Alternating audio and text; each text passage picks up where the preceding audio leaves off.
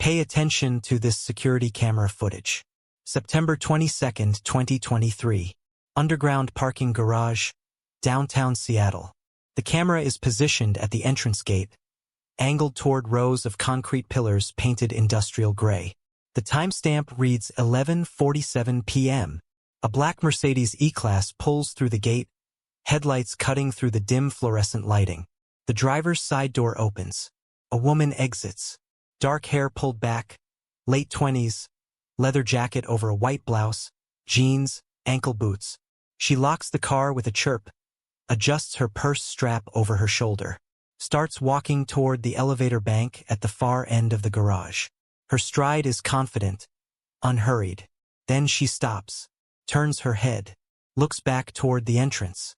Her expression changes. Recognition, then confusion, then fear. She starts walking faster. The camera catches her breaking into a run, heels clicking on concrete. 3 seconds pass. A figure enters the frame from the same entrance. Dark hoodie pulled low, face obscured, hands in pockets, moving with purpose. Not running but walking fast. Deliberate. The woman disappears behind a concrete pillar, column D7. The hooded figure follows. The camera loses visual. 7 seconds of stillness. Just empty parking spaces, the hum of ventilation systems, shadows. Then the hooded figure reappears, walking back toward the stairwell exit on the east side. Same pace, unhurried. Hands still in pockets. Doesn't look at the camera. Knows where it is. Exits through the stairwell door. Camera timestamp, 11:48 p.m. Total elapsed time, 61 seconds. That's the last time anyone sees Vanessa Chen alive. 3 days later, a security guard reviewing footage finds her body behind column D7, and the investigation that follows will unravel a web of corporate espionage, forbidden love, and a wife who couldn't accept that her ex-husband moved on. September 25, 2023. 10:14 a.m. 3rd Avenue Tower, downtown Seattle. Building security supervisor notifies management that a black Mercedes registered to a tenant hasn't moved from its parking spot in 3 days. Resident isn't answering calls. Building protocol requires a welfare check. Security reviews CCTV footage from the garage. They see the incident, the woman running, the hooded figure, the 7 seconds of nothing. They call Seattle Police Department. Officers arrive at 10:52 a.m. Patrol units Hernandez and Kim. They descend to the parking garage, locate column D7. Behind it, they find Vanessa Chen. She's on her back, eyes open, single gunshot wound to the left temple. Entrance wound clean, exit wound absent. Small caliber, bullet still lodged. No shell casing visible. No weapon nearby. No signs of struggle beyond the position of her body. Her purse is still on her shoulder, wallet inside, credit cards and $340 cash untouched. Her phone is shattered on the ground 3 feet away, screen spiderwebbed. Dropped during the struggle. This wasn't a robbery. This was an execution. Seattle PD homicide is notified at 11:07 a.m. Lead detective Sarah Lynn arrives by 11:35 a.m., partnered with Detective James Ortega. Lynn is 42, 15 years in homicide, seen everything. Ortega is 38, came up through cybercrime, methodical, tech-focused. They survey the scene. Crime scene techs photograph everything. The body, the blood spatter minimal, the phone, the column, tire marks, footprints. They bag evidence. The medical examiner, Dr. Patricia Huang, arrives at 12:20 p.m. preliminary assessment. Single gunshot wound, close range, .22 or .25 caliber based on entry size. Time of death estimated between 11:30 p.m. and midnight on September 22nd. Matches the CCTV timestamp. The scene is clean. Too clean. Whoever did this knew what they were doing. Professional hit, not a crime of passion. No forensic mistakes, no panic, just execution. Detectives begin their background check immediately. Vanessa Chen, 29 years old, resides in Unit 4B of the 3rd Avenue Tower. Lease in her name, rent paid through October. No prior arrests, no criminal record. Washington driver's license issued 2022. Born in San Francisco, California. Parents deceased. No siblings listed on emergency contacts. Employed as an independent consultant. Tax records show sporadic income from various LLCs. That's odd. Detectives request her phone records, bank statements, laptop if recovered. Building management provides access to her apartment. They enter at 2:45 p.m. The apartment is small but well kept. One bedroom, modern furniture, minimal personal effects. No photos on the walls, no mementos. Transient, like someone who moves frequently. In the bedroom closet, detectives find a locked safe. Building management doesn't have the combination. They bring in a locksmith. Inside the safe, $15,000 cash in hundreds, 3 fake IDs with Vanessa's photo but different names, a burner phone, and an external hard drive. Red flags everywhere. Ortega bags the electronics. They'll need forensic analysis. Lynn searches the rest of the apartment. Finds a laptop under the bed, password protected. Another burner phone in a kitchen drawer. Business cards from various industries, all different names and companies. This woman wasn't who she appeared to be. By 6 p.m., detectives are back at the precinct. Forensic Tech Unit begins work on Vanessa's devices. The burner phones yield little, mostly encrypted apps and deleted messages. But the laptop is a gold mine. The password is cracked by 9:30 p.m. inside. They find files. Hundreds of files. Organized by target name. Each folder contains surveillance photos, recorded conversations, financial documents, personal correspondence, compromising materials. Detectives realize what they're looking at. Vanessa Chen was a professional spy. Corporate espionage, reputation destruction, blackmail material. She infiltrated people's lives, gathered intelligence, sold it to the highest bidder. And she was good at it. The files go back 4 years. 8 different targets. Business executives, politicians, attorneys, one hedge fund manager. Each file ends with a summary report, detailed enough to destroy a career or a marriage or both. Each file has an associated payment ledger. Amounts ranging from $50,000 to $150,000, paid via wire transfer to offshore accounts. Then Ortega finds the most recent folder. Target name, Marcus Hartwell. The file is extensive. 6 months of surveillance. Photos of Marcus at his office, at restaurants, at his home. Screenshots of his emails, recordings of phone conversations, financial records from his company, Hartwell Solutions. But this file is different from the others. It's incomplete. And the tone of the notes changes halfway through. Early entries are clinical, detached. Target leaves office at 7:45 p.m. Dines alone. Returns home by 9 p.m. Standard surveillance. But later entries shift. Dinner at Canlis. Discussed his mother's passing. He opened up about feeling isolated. He brought me coffee this morning without asking. Remembered I take it black.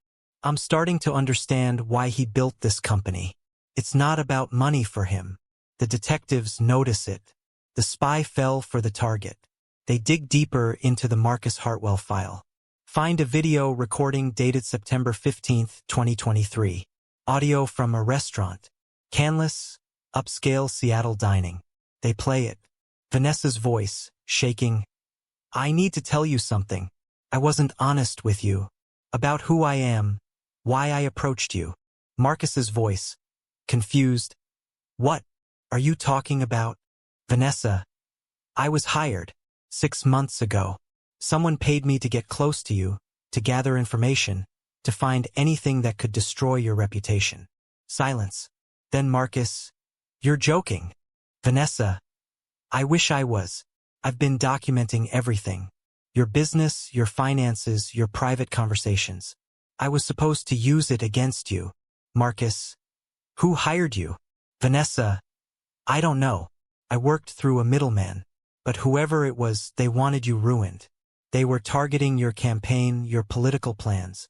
Marcus. So everything we had was a lie. Vanessa, crying now. Not everything. Started that way. But I fell in love with you. That's why I'm telling you. I can't go through with it. Here. Sound of something sliding across a table. That's everything I collected. Every file, every recording. I'm giving it to you. Do whatever you want with it. Press charges, go public, I don't care. I just needed you to know the truth before whoever hired me tries to use this against you. The recording ends. Detectives Lynn and Ortega exchange looks. This changes everything. Vanessa wasn't just a victim. She was a weapon aimed at Marcus Hartwell. And when she refused to fire, someone eliminated her. They pull Marcus Hartwell's information. Age 38, founder and CEO of Hartwell Solutions, a cybersecurity firm based in Seattle. Net worth estimated at $40 million. Politically connected, rumored to be considering a city council run. Clean record, no criminal history, divorced in 2020 from Natalie Hartwell. The detectives need to talk to Marcus immediately. They call his office at 10:15 p.m. He's not there. They try his cell. No answer. They leave a message. Mr. Hartwell, this is Detective Sarah Lynn with Seattle PD Homicide. We need to speak with you urgently regarding Vanessa Chin. Please call us back immediately. Marcus calls back at 10:47 p.m. His voice is wrecked. I just saw the news. Is it true? Is Vanessa dead? Lynn confirms. Marcus goes silent. Then, when? Lynn tells him September 22nd, late evening. Marcus says, I need to come in. I need to tell you everything. They schedule an interview for 8 a.m. the next morning. September 26th arrives. Marcus walks into the precinct at 7:52 a.m. He looks like he hasn't slept. Red eyes, wrinkled shirt, 2-day stubble. Lynn and Ortega take him to an interview room. Marcus sits down heavily. Before they can ask a question, he says, She told me everything on September 15th. About being hired, about the surveillance. She gave me a USB drive with all the evidence. I've been trying to figure out who was behind it. He slides a USB drive across the table. This is everything Vanessa collected on me. And everything she collected on whoever hired her. Detectives take the drive to forensics. It contains duplicates of the files they already found on Vanessa's laptop, plus additional materials. Email chains between Vanessa and someone identified only as K. Payment records showing wire transfers from various shell companies. Dates, amounts, instructions. And buried in the metadata, breadcrumbs. IP addresses, email headers, routing numbers. Ortega, with his cybercrime background, starts tracing them. The trail leads to a name, Warren Kemp, 51 years old, former private investigator based in Tacoma. History of fraud charges, served 2 years back in 2012. Currently operates under multiple LLC fronts, provides what he calls competitive intelligence services. Translation, corporate espionage for hire. Kemp is the middleman. He hired Vanessa, coordinated the operation, handled payments. But Kemp isn't the client. Someone hired him. Someone with motive to destroy Marcus Hartwell. Someone who stood to lose something if Marcus succeeded. Detectives pull Marcus's file again. Look at his history, his relationships, his enemies. Marcus built Hartwell Solutions from nothing. Started in 2015, grew it to 200 employees, $200 million valuation. Made a lot of money but also made competitors. Bidding wars, lost contracts, business rivalries. But corporate competitors don't usually hire spies 6 months before a political campaign announcement. This is personal. Lynn asks Marcus directly, Who would want to destroy you? Who benefits if you're ruined? Marcus thinks. Says, I don't have enemies. Not like that. I've always played fair in business. My divorce was amicable. My ex-wife Natalie and I don't talk much, but it wasn't hostile. Ortega writes down the name. Natalie Hartwell. He asks, How did she react when you told her about your plans to run for city council? Marcus pauses. Says, I didn't tell her. We don't have that kind of relationship anymore. But she would have heard through mutual friends. It was public knowledge by March. The same month Vanessa was hired. Lynn asks, What did your ex-wife get in the divorce settlement? Marcus says, $3 million, the house in Queen, and half the retirement accounts. It was generous. Ortega asks, "And what's your current net worth?" Marcus says, "Around $40 million. $3 million out of 40. Natalie got less than 10%. And that was before Hartwell Solutions tripled in value post-divorce. The detectives see the motive forming. A bitter ex-wife watching her former husband's success grow while she got a fraction. And now he's pursuing political office, more power, more prestige. Built on a foundation she helped create during their marriage. Lynn asks, "Where is Natalie now?" Marcus says, "Still in Seattle. Queen and neighborhood." "Why?" Lynn says, "We need to talk to her. To understand who killed Vanessa Chen and why, you need to know who these three people were." Starting with Marcus. Marcus Hartwell, 38 years old in 2023. Born in Portland, Oregon, 1985, to a middle-class family. His father was a high school teacher, his mother a nurse. Marcus was the oldest of two kids. His younger sister Claire 5 years behind him. Marcus showed aptitude for computers early. Built his first website at age 12. Taught himself coding by 14. His parents encouraged it, bought him used equipment, enrolled him in summer programs at Portland State University. Marcus graduated high school with a 4.0, earned a full scholarship to Stanford. Studied computer science, focused on cybersecurity and encryption. Graduated summa cum laude in 2007. Got recruited by Microsoft straight out of Stanford. Moved to Seattle, worked in their security division for 5 years. He was good at it, innovative, saw vulnerabilities others missed. But Marcus didn't want to climb the corporate ladder. He wanted to build something of his own. In 2015, at age 30, Marcus left Microsoft. Drained his savings, took out a loan, started Hartwell Solutions. The pitch was simple. Corporations were losing billions to data breaches and cyber attacks. Marcus would build systems to prevent that. Custom security architecture, threat analysis, real-time monitoring. It was a hard sell at first. Small clients, tight budgets. Marcus worked 90-hour weeks, slept in his office, coded until his eyes blurred. But he delivered results. Word spread. By 2017, he landed his first Fortune 500 client.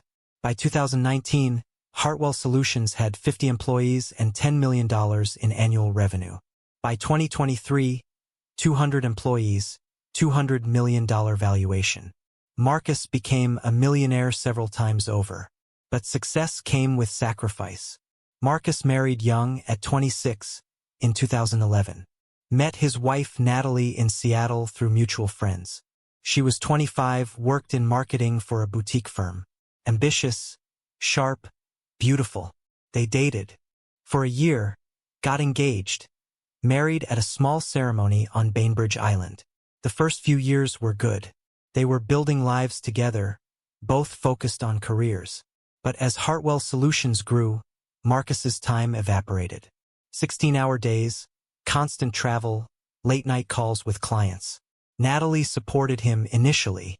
She understood the grind, the vision. But by 2018, the cracks showed. Marcus was never home. Missed dinners, anniversaries, vacations canceled last minute. Natalie felt like a widow married to a ghost. They tried counseling. Didn't help. The issues weren't infidelity or abuse, just absence. Marcus was married to his company. By 2019, they were sleeping in separate rooms. By 2020, Natalie filed for divorce. Marcus didn't fight it. He knew she was right. The marriage was over, had been for years. They divided assets. Natalie got $3 million, the house, half the retirement accounts. Marcus kept the company, moved into a condo downtown. The divorce was finalized in August 2020. They agreed to stay civil, no public drama. And for the most part, they did. Natalie kept the house in Queen and stayed in Seattle. Marcus threw himself deeper into work. They didn't speak. No animosity, just distance. By 2023, Marcus was single, wealthy, respected in Seattle's tech community. But he was lonely. The divorce taught him something. Money and success didn't fill the void. He wanted connection, someone who understood him. But dating was complicated now. Women saw the net worth before they saw Marcus.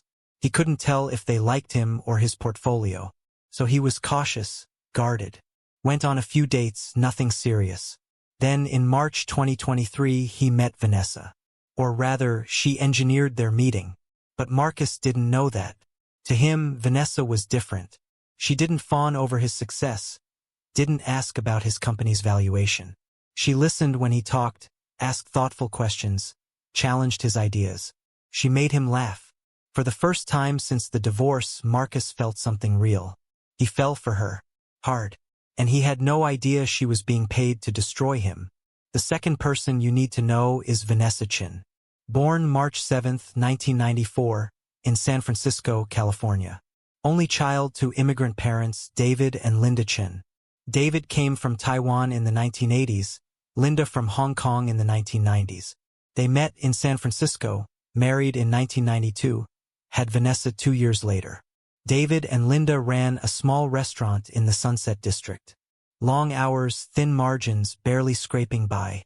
But they wanted better for Vanessa, pushed her academically, enrolled her in every tutoring program they could afford. Vanessa was brilliant, naturally gifted. Straight A's through high school, acceptance letters from UCLA, Berkeley, Stanford. She chose Berkeley, full scholarship.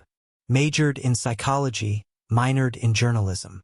Graduated in 2016 with honors. Her parents were proud.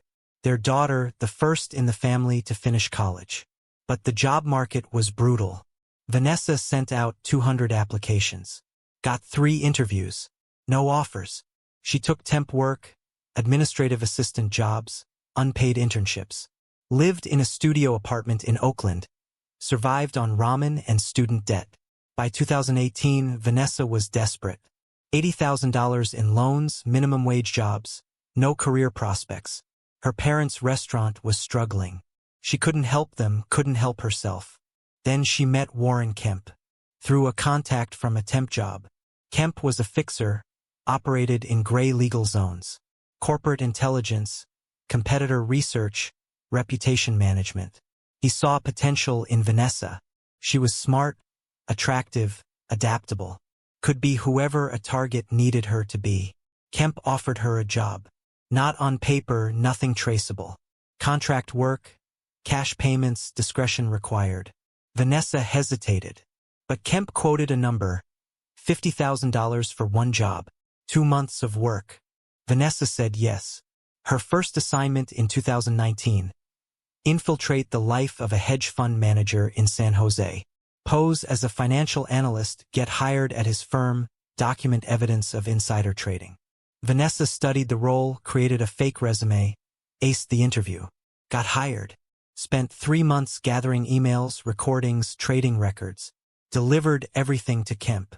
The hedge fund manager was arrested 6 months later. Vanessa got paid $50,000. Enough to breathe, to pay down debt. She told herself it was a one-time thing. But the money was too good. Kemp offered another job. Then another. Over the next 4 years, Vanessa took 8 assignments. Each time, she became someone different. A paralegal, a personal trainer, a marketing consultant, a girlfriend. She tailored her approach to the target. And she never failed. She was methodical, patient, emotionally detached. Until Marcus Hartwell. Because Marcus wasn't like the others. The previous targets were corrupt, arrogant, deserving of exposure. But Marcus was kind, genuine, self-made, didn't flaunt his wealth, treated people with respect. And somewhere around month 3, Vanessa stopped pretending. She was falling in love with the man she was hired to destroy. The third person is Natalie Hartwell. Born November 12, 1986, in Seattle. Grew up in Ballard, middle-class family. Her father was an accountant, her mother a real estate agent. Natalie was the middle child, older brother, younger sister. She was driven, competitive, wanted to be someone. Studied marketing at University of Washington. Graduated in 2008 during the recession. Jobs were scarce. She took an entry-level position at a small marketing firm, worked her way up. By 2010, she was a project manager. That's when she met Marcus through mutual friends at a dinner party. Marcus was working at Microsoft then, ambitious but humble. Natalie liked that about him. They started dating. By 2011, they were engaged. Married that August. The early years were good.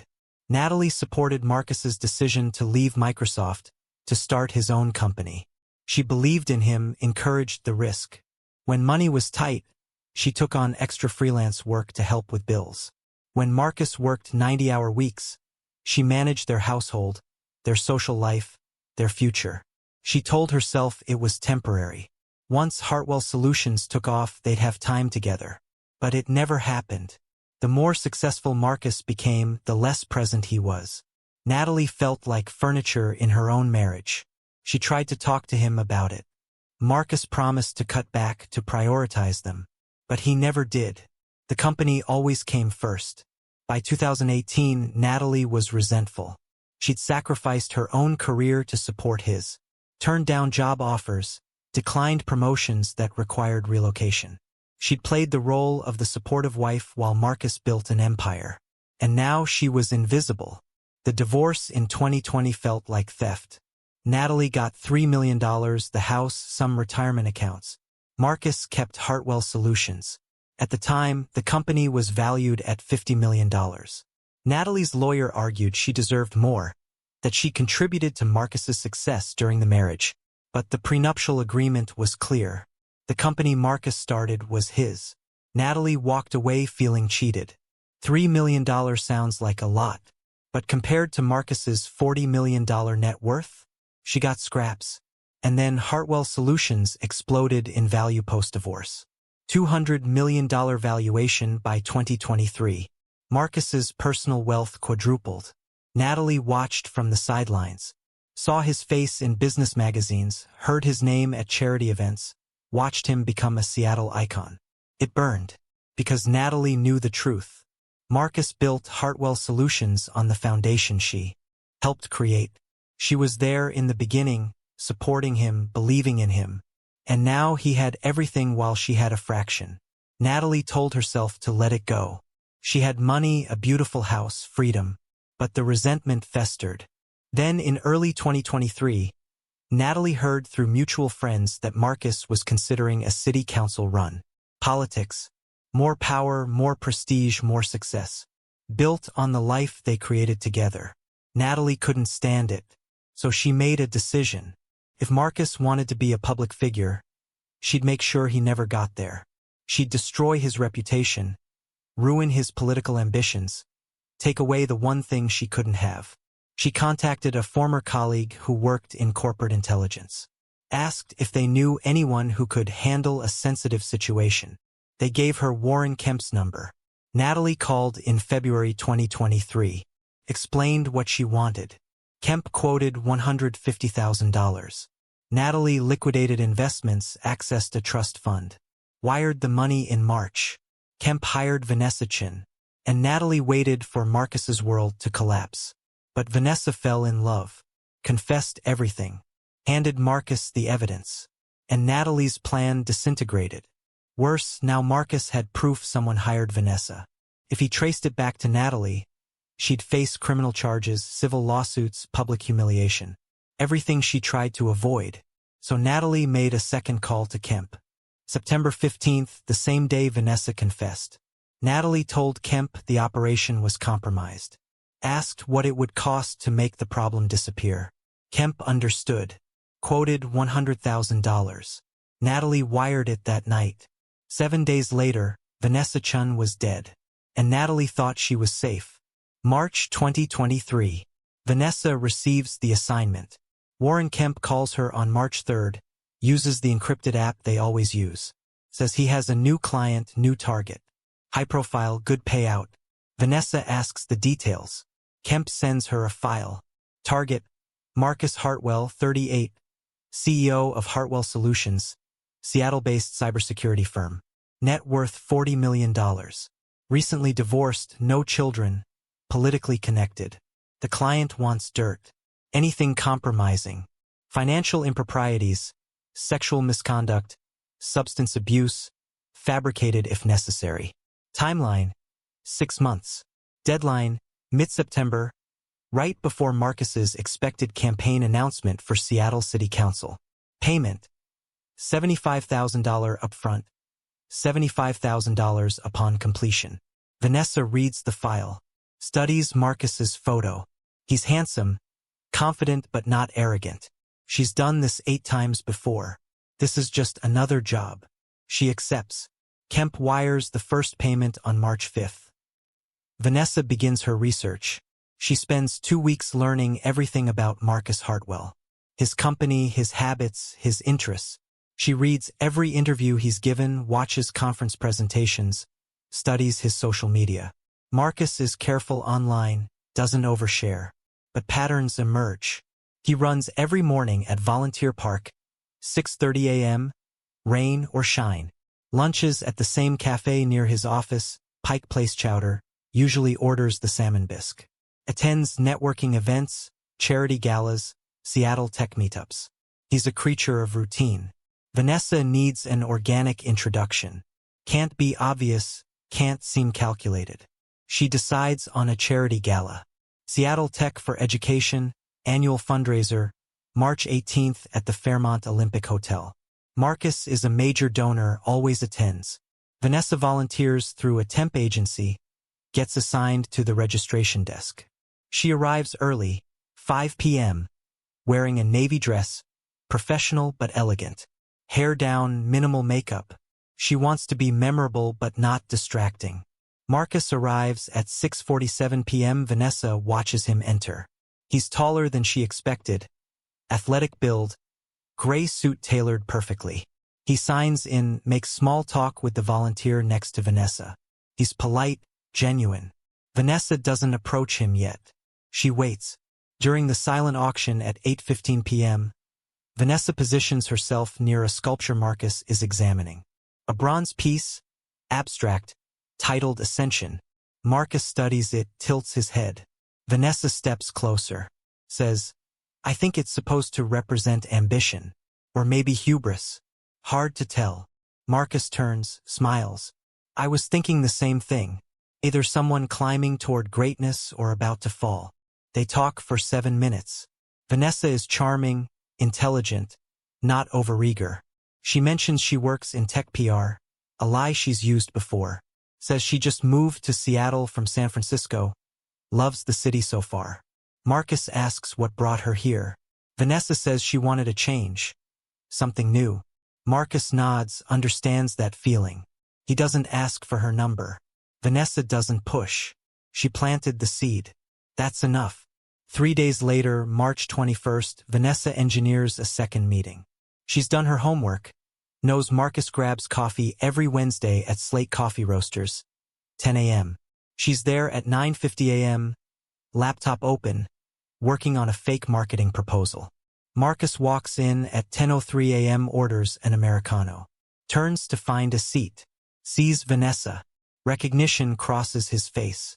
He approaches. Hey, you were at the gala. The sculpture conversation. Vanessa looks up, feigns surprise. Oh, right. Marcus. Wasn't it? He smiles. Good memory. Mind if I sit? She gestures to the empty chair. They talk for 20 minutes. About Seattle, about tech, about adjusting to a new city. Vanessa is careful, doesn't ask about his company, doesn't pry, just listens. Marcus mentions he's looking for a hiking partner.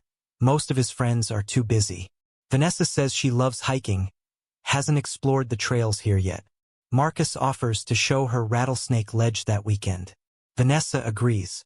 By March 25th, they're on their first unofficial date. Hiking, talking, laughing. Vanessa records everything on a hidden device in her jacket. By early April, they're texting daily.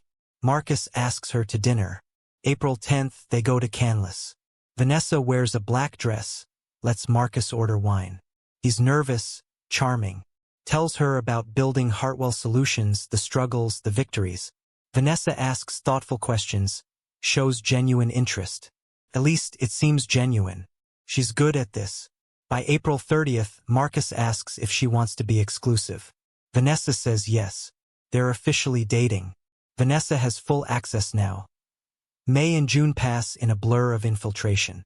Vanessa spends nights at Marcus's condo, meets his friends, his business partner, his sister Claire. Everyone likes her.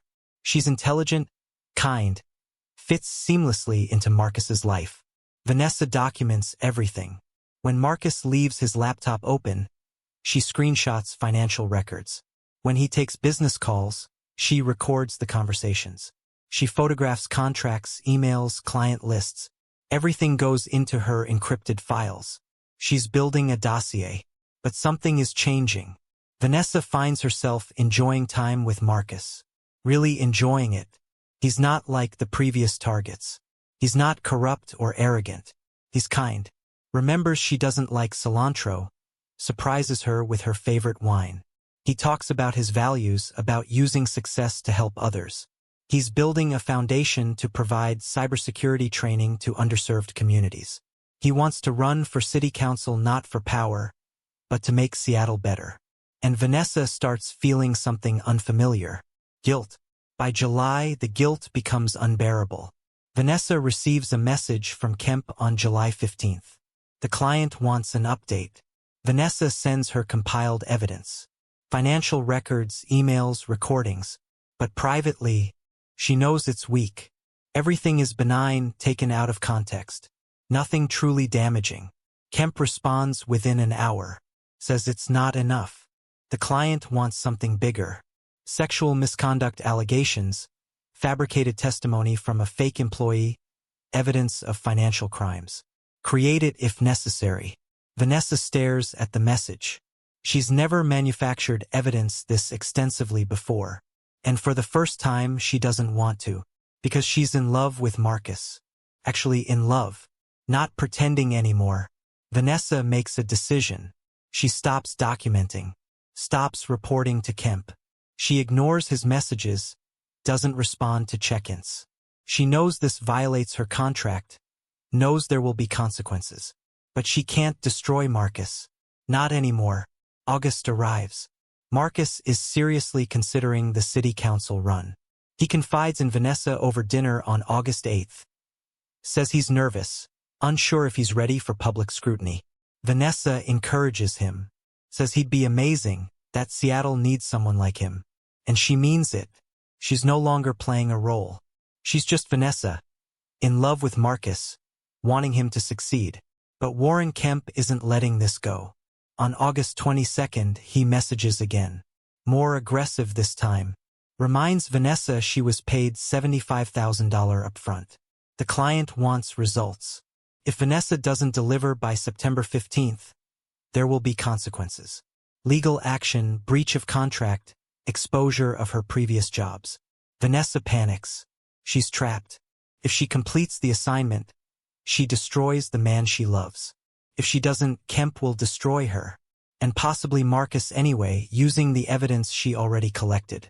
Vanessa spends 3 days paralyzed by indecision. Then on August 25th, she realizes there's only one option. She has to tell Marcus the truth. Confess everything. Who hired her, why, what she was supposed to do. Give him all the evidence, let him decide what to do with it. She'll lose him, but at least she'll save him. Vanessa schedules the confession for September 15th. Gives herself time to prepare, to gather courage. She copies all her files onto a USB drive. Everything she collected on Marcus, everything Kemp sent her, all communications with the middleman. Evidence. She practices what she'll say, how she'll explain. But she knows no explanation will be enough. Marcus will hate her. She'll deserve it. But at least he'll be safe. September arrives. Vanessa counts down the days. September 10th, September 12th, September 14th. Each day feels like walking toward an execution. Her own. On September 15th, Marcus makes a reservation at Canlis for 7 p.m. He thinks it's a celebration, 6 months together.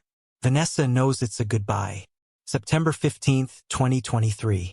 7 p.m. Canlis Restaurant, Seattle. Vanessa arrives first, 6:50 p.m. She's wearing a simple black dress. No jewelry except the recording devices she'll never use again. The USB drive is in her purse. Feels like it weighs 100 pounds. She sits at the table Marcus reserved.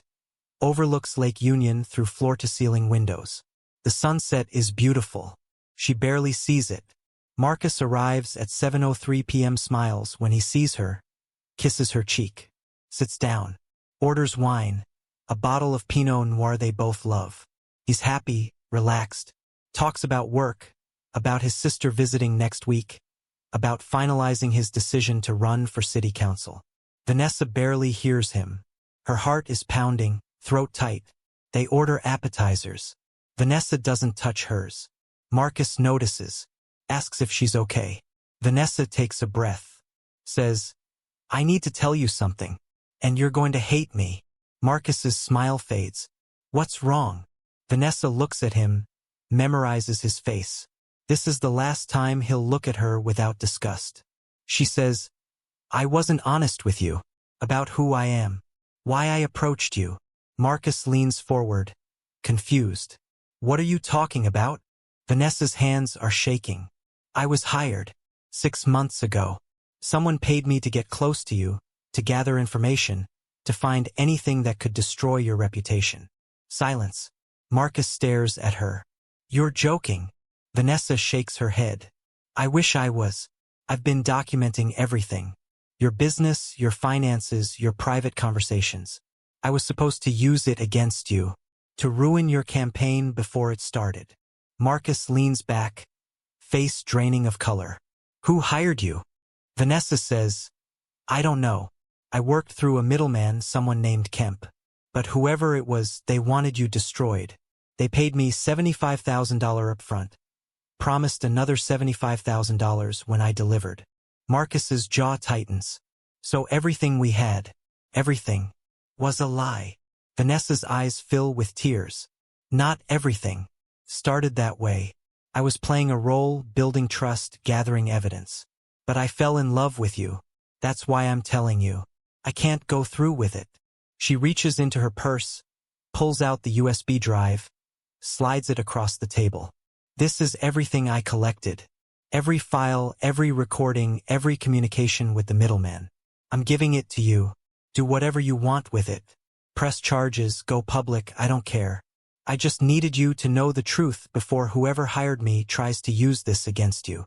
Marcus picks up the USB drive, stares at it. His voice is hollow. How much of it was real? Vanessa wipes her eyes. "The last 3 months. Maybe 4. I don't even know when I stopped pretending. But I know I love you now. I know I don't want to hurt you." Marcus stands, drops cash on the table. Doesn't look at her. "I need to go." Vanessa nods. "I understand. I'll leave Seattle. You'll never see me again." Marcus walks out without another word. Vanessa sits alone, crying silently. The waitstaff pretends not to notice.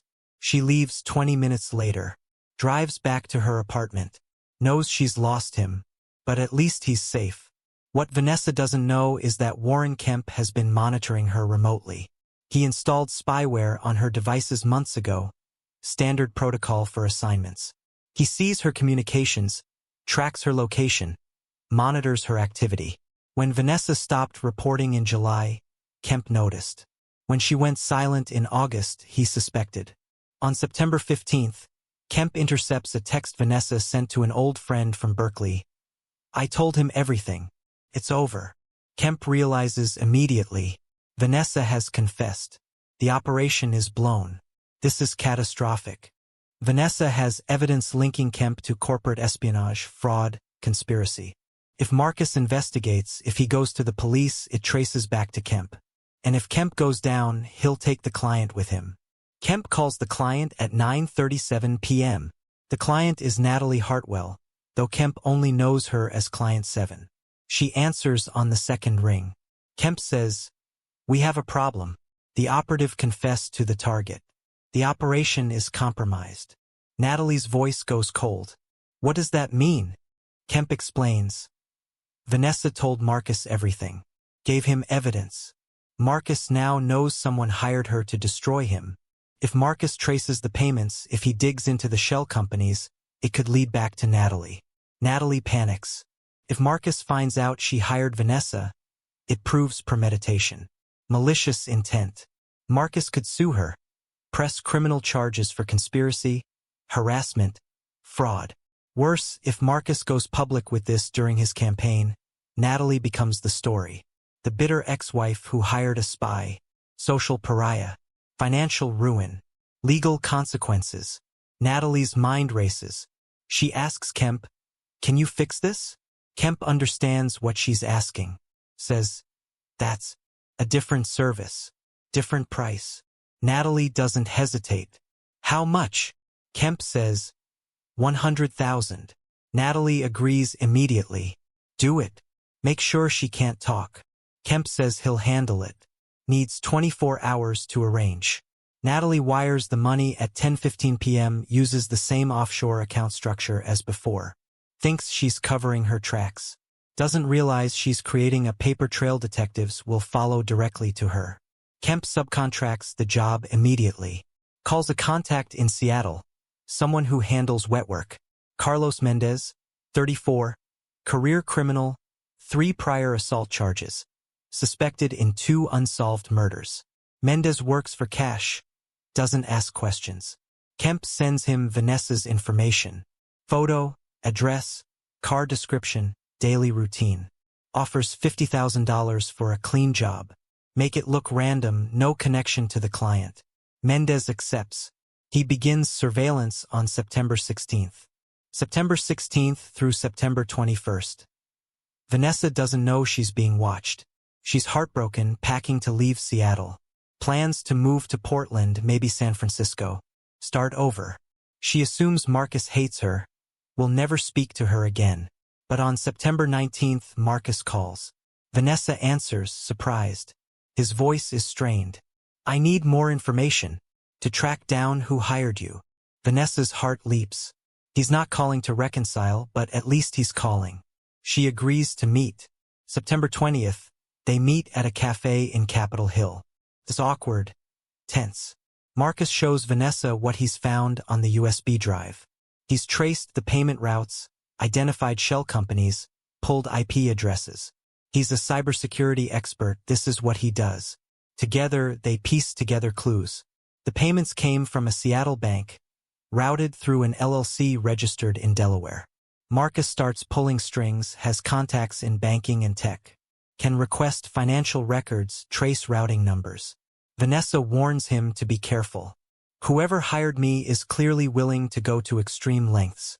If they find out you're investigating, they might come after you." Marcus says, "Let them try. I want to know who did this." They work together for 2 hours.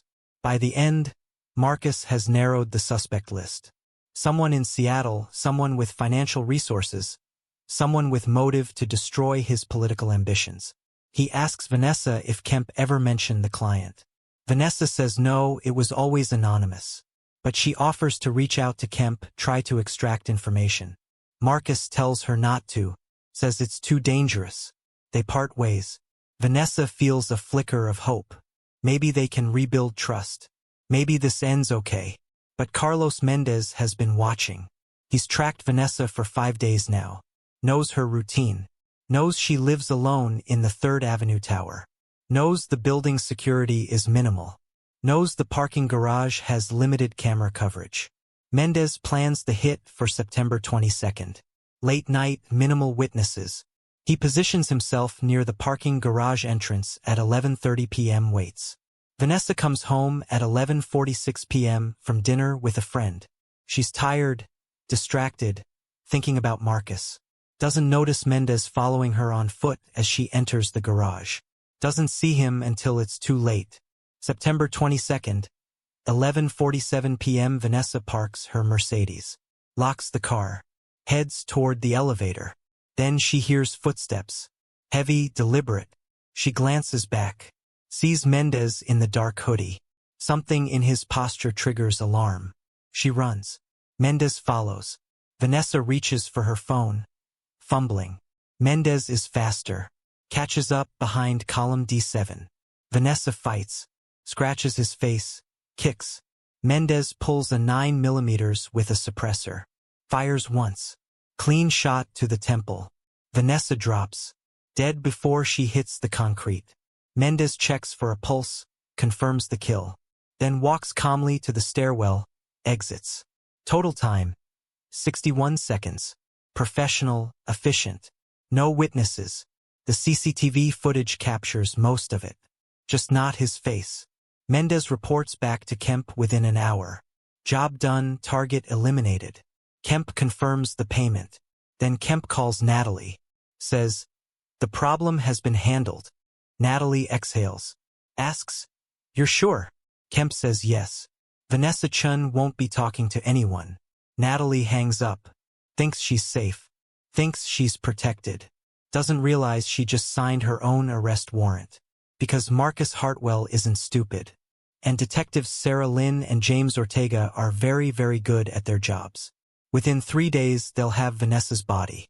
Within 2 weeks, they'll have the evidence trail. And within 4 weeks, Natalie Hartwell will be in handcuffs, charged with first-degree murder, and facing life in prison without parole. September 25, 2023. 10:52 a.m. Patrol officers Hernandez and Kim find Vanessa's body behind column D7 in the parking garage. They secure the scene immediately. Call it in. Homicide detectives Lynn and Ortega arrive by 11:35 a.m. The crime scene techs are already working. Photographing, measuring, collecting. Dr. Patricia Huang, the medical examiner, kneels beside Vanessa's body. Single gunshot wound to the left temple. Entrance wound clean, small caliber. No exit wound. Bullet still lodged inside the skull. No shell casing visible anywhere on the concrete. The shooter used a suppressor, collected the casing, or the weapon was a revolver. Professional work. Detective Lynn surveys the scene. Vanessa's purse is still on her shoulder. Wallet inside. $340 cash untouched. Her phone is shattered 3 feet away. Screen spiderwebbed. Dropped during the struggle. This wasn't robbery. This was execution. Lynn asks building security about cameras. They review the CCTV footage together. Watch Vanessa Park walk toward the elevator, stop, look back. Watch her run. Watch the hooded figure follow. Watch 7 seconds of nothing behind the column. Watch the figure walk away, calm, unhurried. Detectives note the build. Male, approximately 6 feet tall, 180 pounds. Athletic. Moves with purpose, knows where the cameras are. This person has done this before. By 2 p.m., detectives are in Vanessa's apartment. Small, neat, transient. They find the safe in the bedroom closet. Locksmith cracks it by 3:30 p.m. inside. $15,000 cash, 3 fake IDs, burner phones, an external hard drive. Red flags everywhere. Lynn bags the electronics. They find Vanessa's laptop under the bed. Ortega takes it back to the precinct. By 9:30 p.m., forensic techs crack the password. Inside, they find the files. 8 previous targets. Surveillance photos, recordings, financial documents. Vanessa Chen was a professional spy. Corporate espionage, reputation destruction. The most recent folder, Marcus Hartwell. 6 months of surveillance. But the notes change halfway through. Early entries clinical, detached. Later entries personal, conflicted. The spy fell for the target. Detectives find the recording from September 15th. Vanessa's confession at Canlis. They listen to the entire conversation. Vanessa admitting she was hired, giving Marcus the USB drive, telling him she fell in love. This changes the investigation completely. Vanessa wasn't just a victim. She was a weapon. And when she refused to fire, someone eliminated her. Detectives pull Marcus Hartwell's information. Successful CEO, politically connected, clean record. They call him at 10:15 p.m. Marcus sounds destroyed when he answers. Is it true? Is Vanessa dead? Lynn confirms. Marcus says he needs to come in, needs to tell them everything. September 26th, 7:52 a.m. Marcus walks into the precinct. Looks like he hasn't slept in days. Red eyes, wrinkled shirt, hands shaking. Lynn and Ortega take him to interview room 3. Marcus sits down heavily. Before they ask a question, he says, "She told me everything on September 15th. About being hired to destroy me. She gave me all the evidence." He slides a USB drive across the table. This is everything Vanessa collected. and everything she had on the person who hired her. Detectives take the drive to forensics. It contains duplicates of what they found on Vanessa's laptop, plus additional files.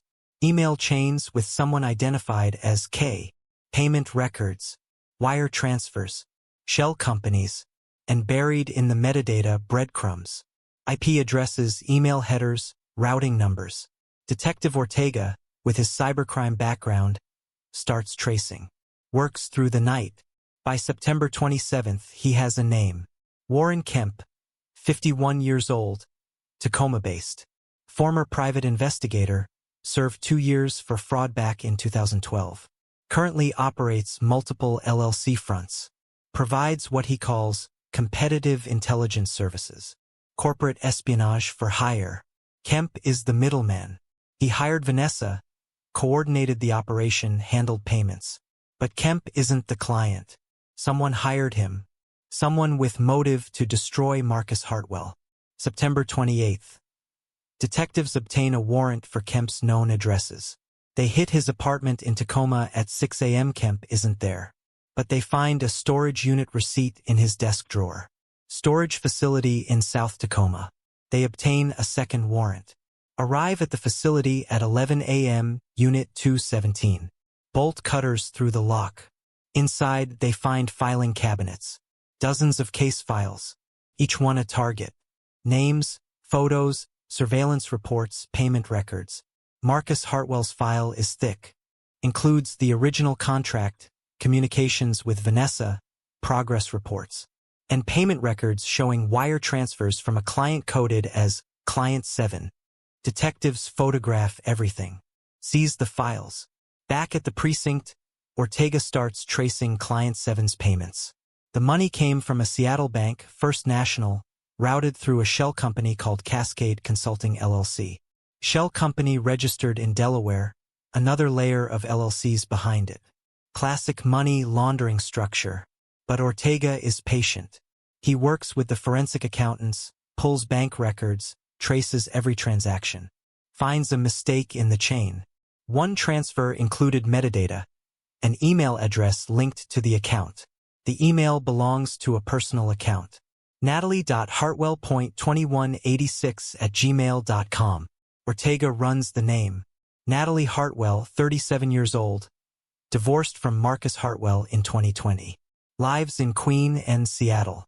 Owns the house outright, settlement from the divorce. No criminal record. Ortega presents his findings to Lynn on October 1st. They have a suspect. Natalie Hartwell had motive.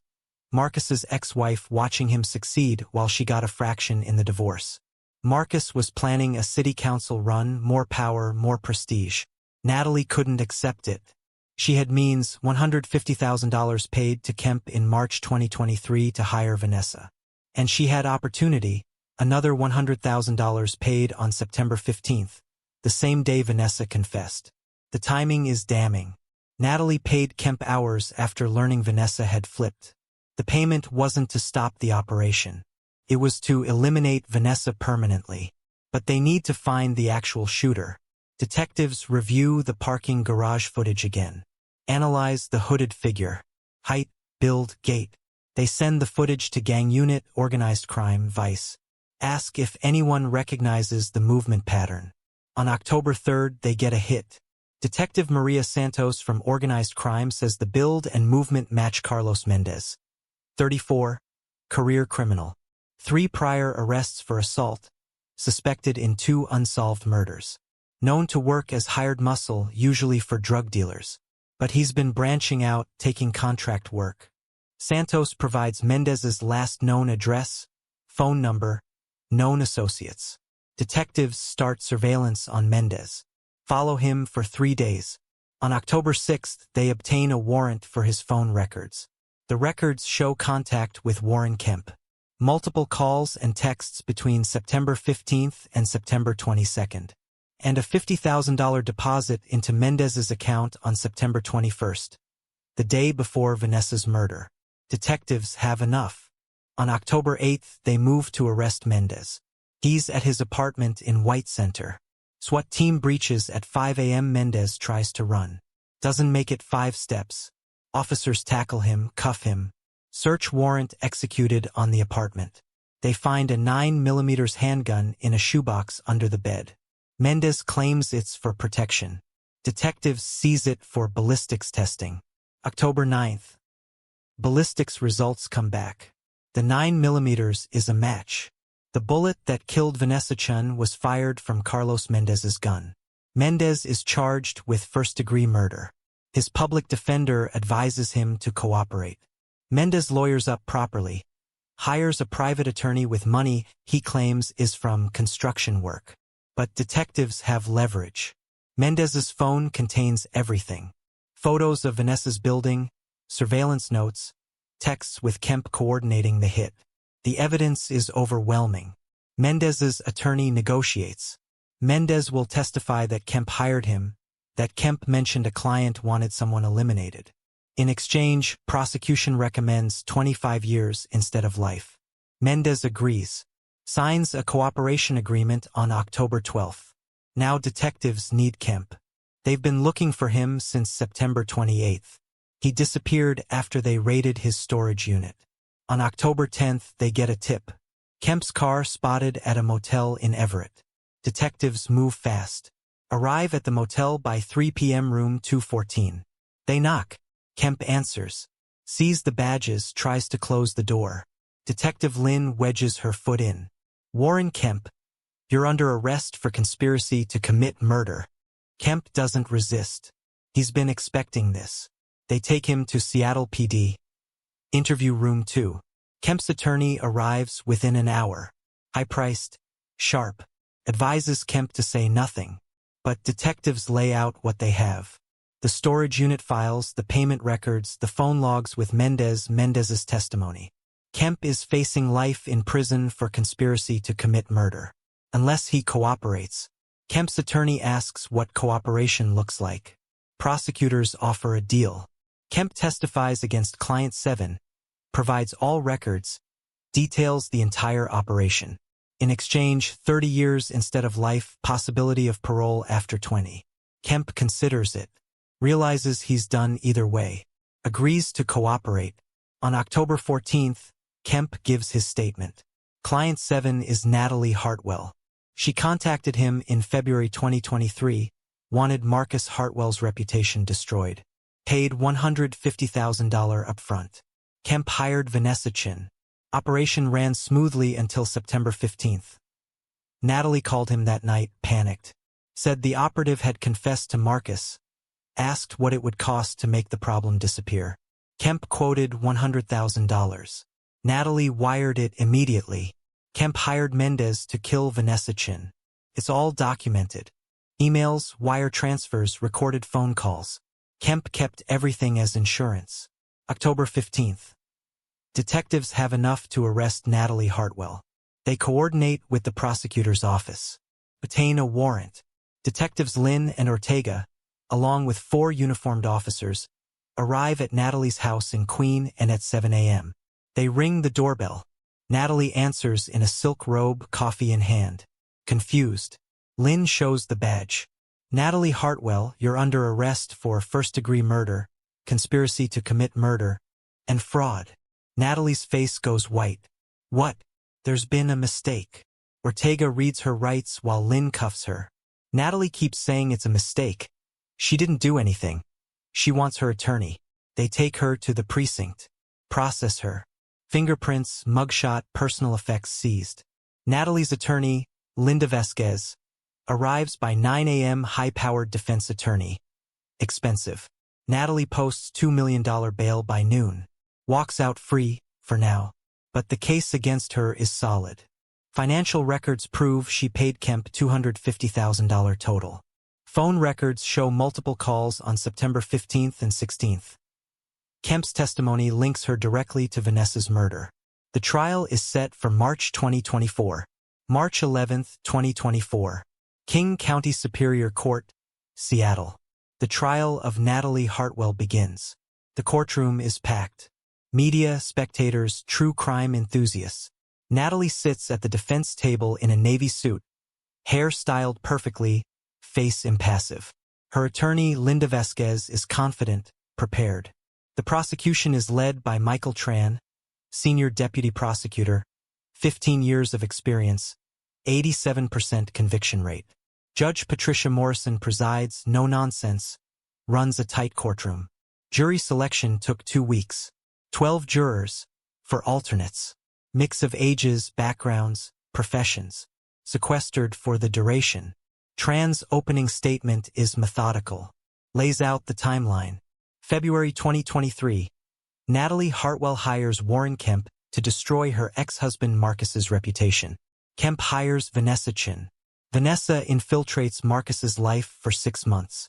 Falls in love, confesses everything on September 15th. Natalie panics, realizes the scheme will trace back to her. Orders Vanessa's murder the same night. Pays Kemp $100,000. Kemp hires Carlos Mendez. Mendez shoots Vanessa in a parking garage on September 22nd. Tran shows the CCTV footage. The courtroom watches Vanessa's final moments. Running, disappearing behind the column, the hooded figure following. 7 seconds of silence. The figure walking away. Several jurors look away. It's brutal, visceral, real. Tran continues. This wasn't a crime of passion. This was premeditated murder. Natalie had 35 hours between Vanessa's confession and ordering the hit. Time to think, to reconsider, to walk away. She chose murder. Why? Because Vanessa's confession threatened everything. If Marcus traced the scheme back to Natalie, she'd face criminal charges, civil lawsuits, public humiliation. Everything she feared when she hired Vanessa would come true anyway. So she eliminated the witness. Cold, calculated, ruthless. Defense attorney Vasquez's opening statement paints a different picture. Yes, Natalie hired Kemp. Yes, she paid him $150,000. But she never ordered a murder.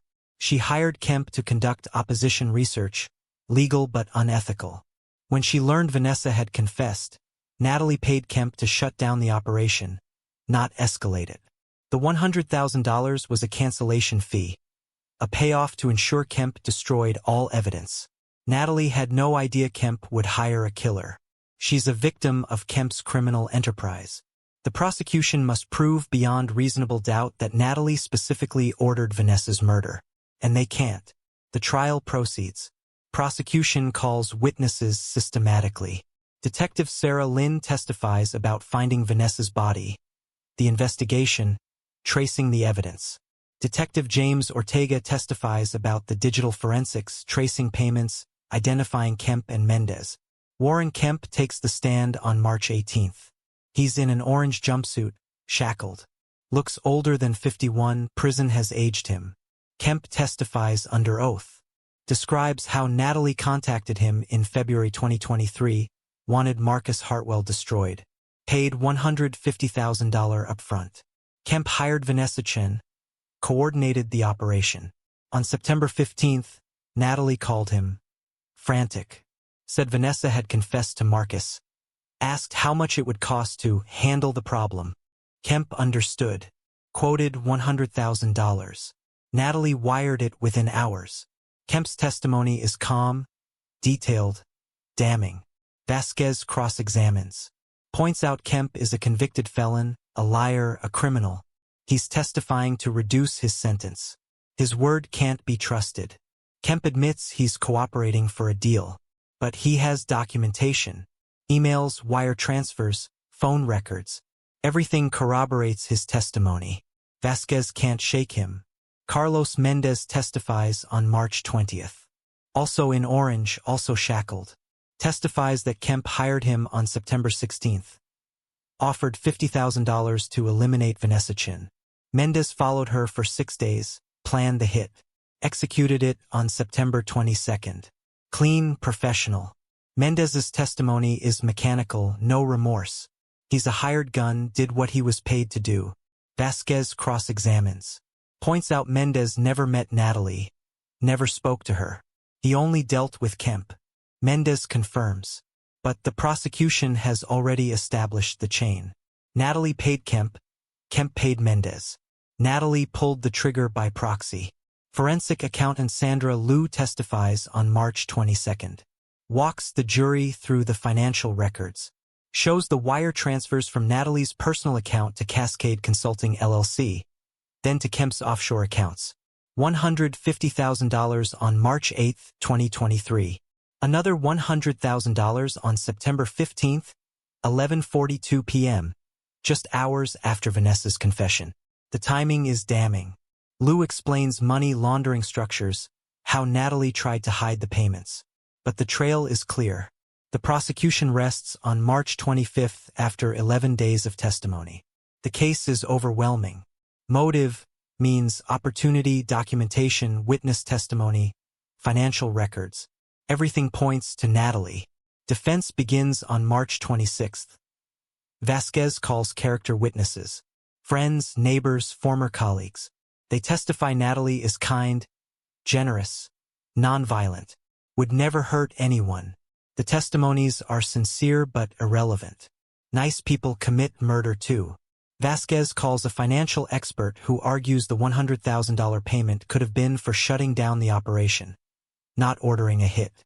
The expert is unconvincing. The prosecution's forensic accountant already explained the timeline. Natalie wired the money the same night she learned Vanessa had confessed.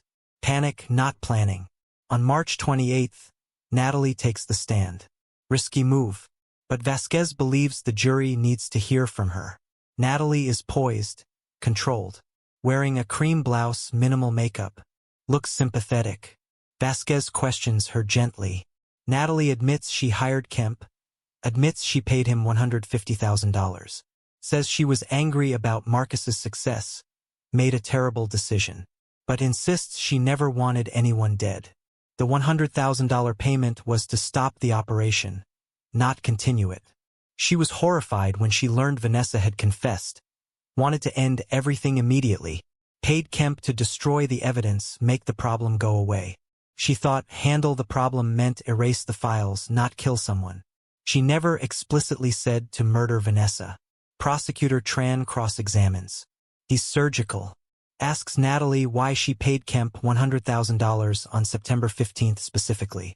Natalie says to shut down the operation. Tran asks why she didn't just walk away, why pay anything. Natalie stumbles. Says she was scared Marcus would trace it back. Tran pounces. So you were covering your tracks. Natalie says no, just ending the contract. Tran shows her Kemp's notes, seized from the storage unit. Reads aloud, Client 7 wants problem handled. Permanent. Asks Natalie what permanent means. Natalie says she doesn't know, she never said that. Tran asks if Kemp just invented it. Natalie has no answer. Tran continues, points out the timing.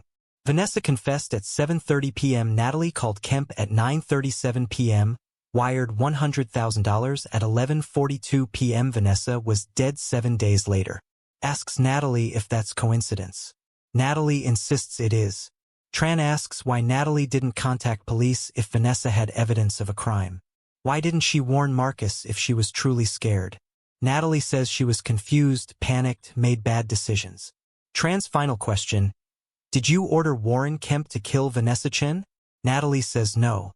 Tran sits down. The damage is done. Closing arguments on April 1st. Tran summarizes. Natalie Hartwell hired Vanessa Chen to destroy Marcus. When that failed, she ordered Vanessa's execution. The evidence proves it beyond reasonable doubt. Financial records, witness testimony, phone logs, Kemp's notes. Natalie pulled the trigger through a middleman. She's guilty of first-degree murder. Vasquez argues the prosecution hasn't proven intent. Yes, Natalie paid Kemp, but the payments could have been for intelligence gathering and operation cancellation. No recording exists of Natalie explicitly ordering murder. Reasonable doubt exists. The jury must acquit. The jury deliberates for 3 days. April 4th, they return. Courtroom is silent. Judge Morrison asks for the verdict. Jury foreperson stands. In the matter of the state of Washington versus Natalie Hartwell, Count 1, first-degree murder, we find the defendant guilty. Natalie's face collapses. Count 2, conspiracy to commit murder, guilty. Count 3, fraud, guilty. Natalie is crying now silently. Vasquez puts a hand on her shoulder. Media erupts. Judge Morrison gavels for order. Sentencing is scheduled for April 18th. Natalie remains in custody, bail revoked. On sentencing day, Prosecutor Tran recommends life without parole. Vanessa's family, her aunt and uncle from San Francisco, attend. They give victim impact statements. Describe Vanessa as brilliant, troubled, trying to escape a life of lies. She was turning herself around, confessing, trying to do the right thing, and Natalie murdered her for it. Marcus testifies at sentencing. His statement is emotional, measured. Vanessa made terrible choices, but she tried to correct them. She gave me the truth when she didn't have to. That took courage. Natalie took away any chance Vanessa had at redemption. She took away someone I could have loved if we'd started honestly. And she did it to protect her ego and her bank account. Marcus looks at Natalie. I would have given you more money if you'd asked. The divorce settlement wasn't meant to hurt you. But you chose this. You chose murder over honesty. And now you have nothing.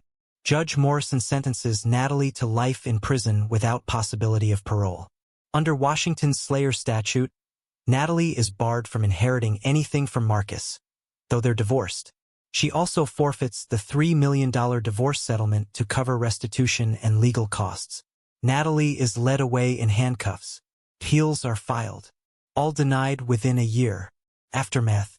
Carlos Mendez receives 25 years, eligible for parole in 2041. Warren Kemp receives 30 years, eligible for parole in 2044. Both will likely die in prison. Marcus withdraws from the city council race. The scandal, though not his fault, tainted his public image. He releases a statement condemning Natalie's actions, honoring Vanessa's memory, establishes the Vanessa Chin Foundation, $5 million endowment, provides support for women escaping exploitative work, particularly corporate espionage and fraud. Marcus sells his condo, moves to Bainbridge Island, continues running Hartwell Solutions remotely, visits Vanessa's grave monthly, brings white lilies, sits in silence. In a 2024 interview, Marcus says, Vanessa was a victim of circumstances she created, but she tried to escape them. She chose honesty when it would have been easier to disappear. That's more integrity than most people show. I think about what we could have been, but I also know she gave me the truth. That's the gift, and I'll honor it. Natalie, from prison, maintains innocence. Grants one interview in early 2025. Claims she's been scapegoated, that Kemp acted independently. Nobody believes her. The evidence is too strong. 3 lives destroyed by jealousy, greed, and the inability to let go. Vanessa Chin, 29, died trying to do the right thing. Marcus Hartwell lost someone real in a relationship built on lies. Natalie Hartwell lost everything trying to destroy the man she once loved. All because revenge, mixed with money, becomes murder. The CCTV footage from that parking garage showed the world that reputation destruction is a business. One with deadly consequences when the lies collapse.